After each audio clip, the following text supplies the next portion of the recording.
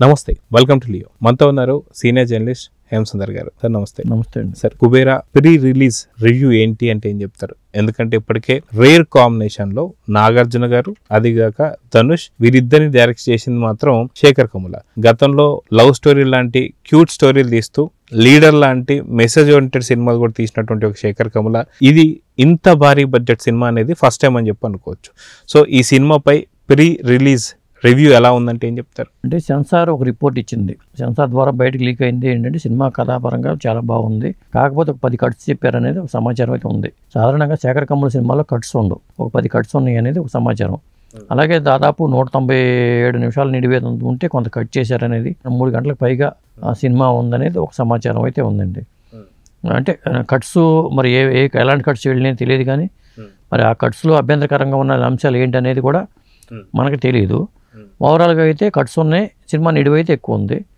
అదండి ఒకటి. అయితే ఈ సినిమాకి సంబంధించి సాధారణ మీరు ఇందాక అన్నట్టు శేఖర్ కమ్ముల గారి సినిమాలో మాత్రం అభ్యంతరకరమైనటువంటి సీన్లు కానీ ఇవేమి సరిగ్గా కనిపించవు. కానీ ఈ సినిమాకి సంబంధించిన స్టోరీ కానీ అదే ట్రైలర్ కానీ ఏదైనా చూసినప్పుడు కూడా పెద్ద ఎత్తున ఈ మారణాయుధాలు కావచ్చు, లేదంటే మనకు సెక్చువల్గా ఉన్నటువంటి ఒక ఏదైనా సీన్స్ కావచ్చు, ఎక్కడ కనిపించలే.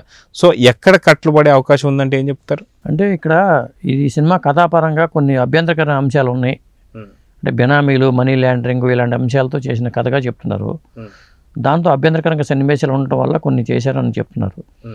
దీని మీదే నేను ద్వారా ఒక రివ్యూ ఏంటి అసలు ఈ కథ ఎలా ఉండొచ్చు అని కొడితే చాట్ జీపీటీలో అడిగితే వచ్చిన సారాంశం ఏంటంటే, ఇది కథాపరంగా ఏంటంటే ముంబై ధనుష్ పాత్ర అంటే నాగార్జున, రష్మిక, తర్వాత ధనుష్, జిమ్ సర్బు వీళ్ళు మెయిన్ పాత్రలు నటిస్తున్నారు. ఇందులో ప్రధానంగా ఏంటంటే ధనుష్ అనే పాత్ర ధారావి ఏరియాలో ఉండే మురికివాడలో ఉండే పాత్రగా అది మనకి చాట్ జీపీటీలో వచ్చింది. తర్వాత అతను నాగార్జున పాత్రకి ఏంటంటే ఒక చార్టెడ్ అకౌంటెంట్ పాత్ర. అది అతను ఏంటంటే డబ్బున్న వాళ్ళందరి గురించి అంచనాలు, ఒక డబ్బున్న వాళ్ళకి సంబంధించిన డీల్స్ చేయటం. మనకి ఉదాహరణకు ఒక రాజకీయ నేత దగ్గర ఉండే ఒక చార్టెడ్ అకౌంటెంట్ లాంటి పాత్రగా నాగార్జున పాత్ర ఉంది. మరి ఆ 2 పాత్రలు మనం అనుకున్నట్టుగానే ఆ 2 పాత్రలతో ఈ బిచ్చగాడును ఆ చార్టెడ్ అకౌంటెంట్ కలిపి అతను వీళ్ళు ఉపయోగించుకోవటం, ఈ ధనవంతులు ఉపయోగించుకోవటం అనే కోణంలోనే ఈ కథాంశం ఉన్నట్టుగా మన చాట్ జీపీటీలో సారాంశం అయితే వచ్చిందండి. అంటే డబ్బు, ఆ దుర్బుద్ధి ఇలాంటి అంశాలతో ఇల్లీగల్ యాక్టివిటీస్, సమాజంలో ఇల్లీగల్ యాక్టివిటీస్ ఎలా జరుగుతున్నాయి అనేదే ఈ సినిమాలో చర్చించారనేది ఒకటి. తర్వాత ఈ సినిమా పరంగా చూసుకుంటే ఇది శేఖర్ కమ్ముల సినిమా కావటం ఒక మంచి విషయంగా చాట్ జీపీటీ ఇచ్చింది. అలాగే 193 నిమిషాలు నిడివి ఉంటుందని కూడా మనకి సమాచారం అయితే వచ్చింది. తర్వాత ఇది కమర్షియల్ స్టోరీనే, కొంత ఎంటర్టైన్మెంట్ కూడా ఉంటుంది, సందేశాత్మకమైన ఎంటర్టైన్మెంట్ అయితే ఉంటుంది అని చెప్పింది. తర్వాత దీని క్లైమాక్స్ ఒక హైలైట్ అని చెప్పింది. సినిమాలో క్లైమాక్స్ హైలైట్గా నిలుస్తుందని చెప్పింది. మరి తర్వాత ఏంటంటే దీనికి రేటింగ్ కూడా ఇచ్చిందండి. కథాంశ పరంగా దీనికి ఎట్లా రేటింగ్ ఇచ్చిందంటే, కథ పరంగా 5 స్టార్స్కి 4 స్టార్స్ ఇచ్చింది. ఆర్టిస్టుల పరంగా 5 స్టార్స్కి 5 స్టార్స్ ఇచ్చింది. డైరెక్షన్ పరంగా 5 స్టార్స్కి 4 స్టార్స్ ఇచ్చింది. మ్యూజిక్ పరంగా 4 స్టార్స్ ఇచ్చింది. తర్వాత హిట్ ఛాన్స్ 80-85% హిట్ ఛాన్స్ అని ఇచ్చింది.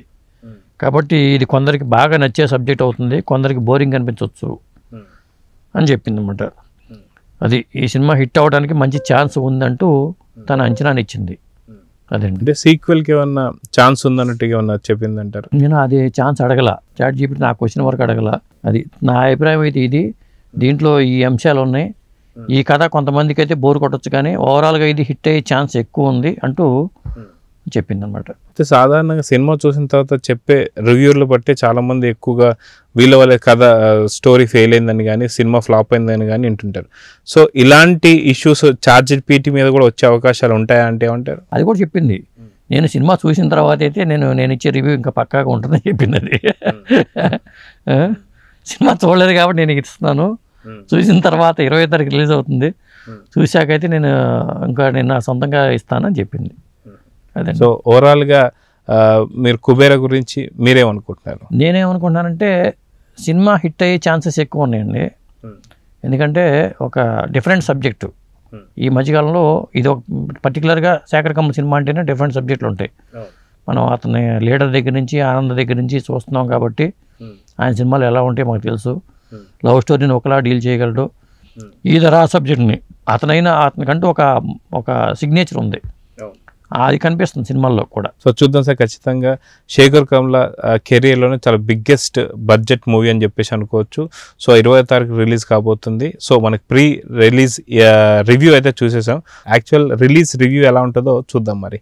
నమస్తే. నమస్తే.